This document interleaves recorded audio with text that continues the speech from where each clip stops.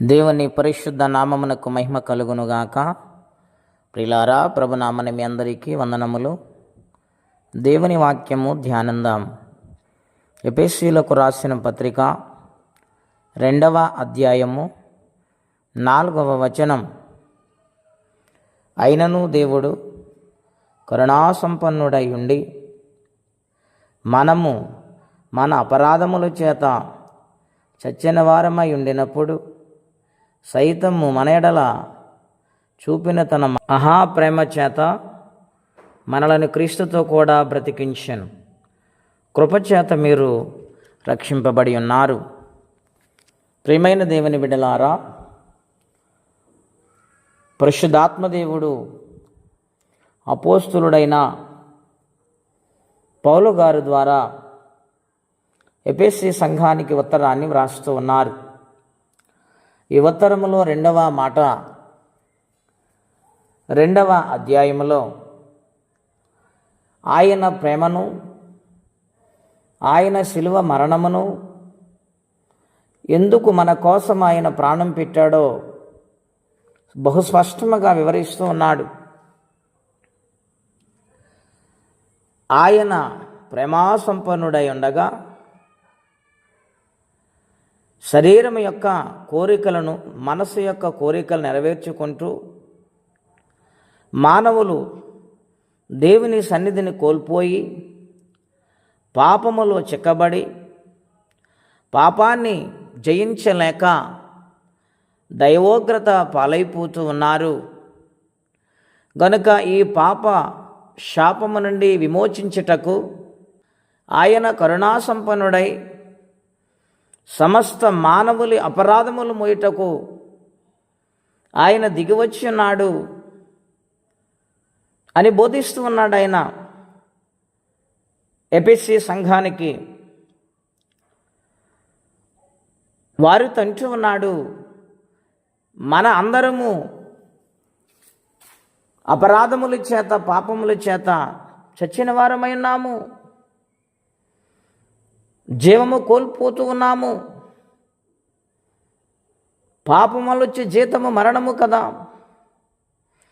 గనుక మరణమైపోతున్న మానవుని రక్షించుటకు, జీవాన్ని ఇవ్వటానికి, నిత్య జీవం అనుగ్రహించుటకు, పాపము నుండి, శాపము నుండి విడుదల చేయుటకు, విమోచించుటకు ఆయన కృపచేత మనలను రక్షించాడు అని వ్రాస్తూ ఉన్నాడు. ప్రియా దేవుని బిడ్డలారా, మనందరము కూడా ఇశ్రాయేలులము కాదు, అన్యులము, అన్యత్యములో జీవిస్తున్న వారము. ఆయన కరుణాసంపన్నుడై ఉండి తన ప్రేమ చేత మనలను ప్రేమించి మన కోసము తన రక్తాన్ని సిందించి ప్రాణం పెట్టి మనకు ఉచితముగా రక్షణ అనుగ్రహించారు. అంత ప్రేమ కలిగిన దేవుడైన మరి ఈ రక్షణ నీవు అనుభవిస్తున్నావా? దేవుని రక్షణకు దూరమైపోతున్నావా? రక్షించబడిన నీవు, నేను, మనందరము కూడా రక్షణలో స్థిరమైన విశ్వాసము కలిగి, భక్తి కలిగి జీవిస్తున్నామా? దేవుని కృప వెంటాడుతుంది కనుక నిర్లక్ష్యము చేస్తున్నామా? ఒకసారి పరిశీలించుకోమని దేవుని పేరట మనవి చేస్తూ ఉన్నాను. ఆయన కృపచేత, కరుణ చేత, కనికరము చేత మనల్ని రక్షించారు. గనుక దేవుని కృపను నిర్లక్ష్యము చేయవద్దు. ప్రతి అపరాధమును విడిపించమని ప్రాధేయపడి బ్రతిమాలుకుంటే అది ఎటువంటి ఘోరమైన పాపమైన ఆయన క్షమిస్తాడు.